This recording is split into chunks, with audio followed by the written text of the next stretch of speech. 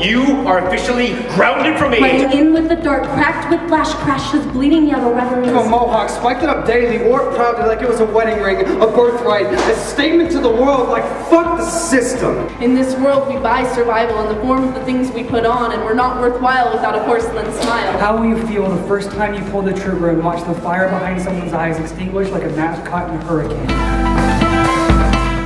Meet your local poetry slam team. Jesse, Karen, Josh, Cody, and Deanne. Leaky rooftops show the universe she's a fixer-up. Deanne. They are called Salt City Slam. They are our local competitive slam team. This summer, they will be representing Salt Lake City in the National Slam Finals in St. Paul, Minnesota. Throughout the year, the team members compete at a series of local slam poetry competitions. Their points are totaled, and their highest scorers take their rightful places as members on the team. They've been training hard, writing new poems, and performing all over town. This is Zionized. I'm Marty Foy.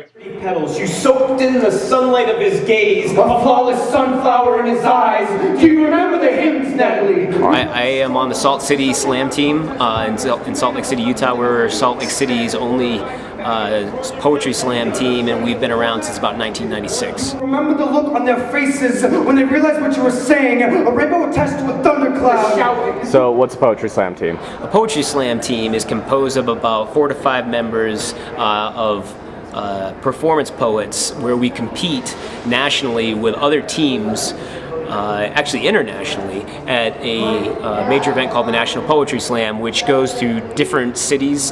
This year it's going to be in St. Paul, Minnesota. Slam poetry is spoken word. It's performance poetry. It has a bunch of different titles for it. Essentially, it's poetry that you perform. And if you do, are you going to be fixed, accomplished, someone new?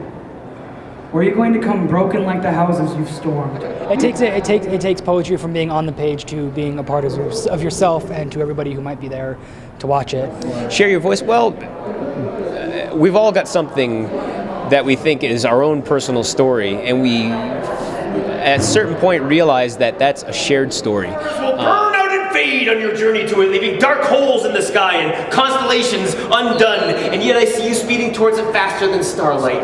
And when we do a poetry slam, that's trying to give back to the people. We're trying to say, does this entertain you? Does this mean anything to you? Slam pieces, usually you're trying to draw the crowd in any way possible. We're prostituting life into the form of an idol we can't eat or drink. How do we consistently claim to be the land of the free when everything here has to be purchased? You know, once you start applying points and everything to an art form, there is going to be the people adapting their styles to get points and all sorts of things like that. And that does happen. And you just try to keep that from affecting what you actually are trying to say as much as possible. And yet the media will tell you that I'm crazy, that you shouldn't listen to me, because clearly the more you have and the more you hold, the smarter you are and the more you know. And I can tell you, even as a competition poet, better than winning any prize is having someone come up to you after a reading and say, what you said tonight touched me, affected me in some fashion. It meant something.